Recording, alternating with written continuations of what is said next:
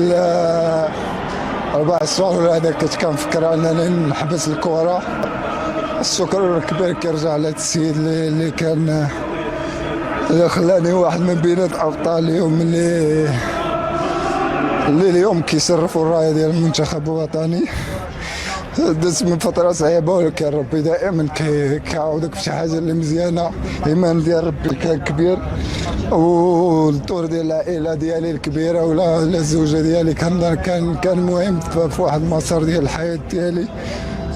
انا اليوم اكثر انسان سعيد لانني دخلت التاريخ ديال اللاعبين ديال المنتخب المغربي.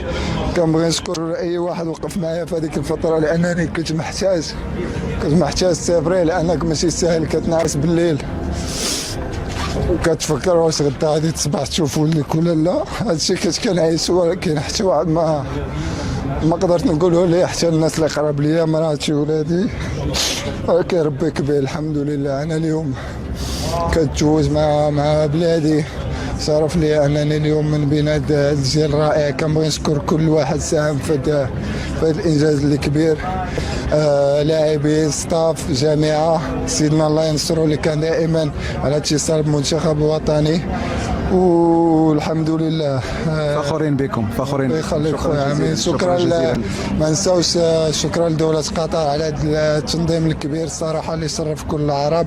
ملاعب في المستوى، أماكن اللي ممكن يروح لها الناس اللي استمتعوا، اللي كانوا واخدين واحد النظرة خايبة على قطر. اليوم كنظن أن الكل غير رأيه.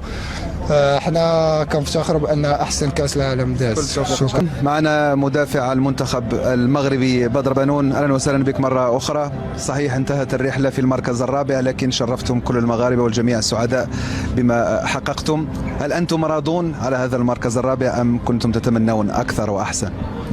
لا، احنا كنا كنتمنى اولا اننا نلعبوا النهائي والفوز باللقب، لما لا، نظرا للمستوى الكبير اللي ظهر به المنتخب المغربي.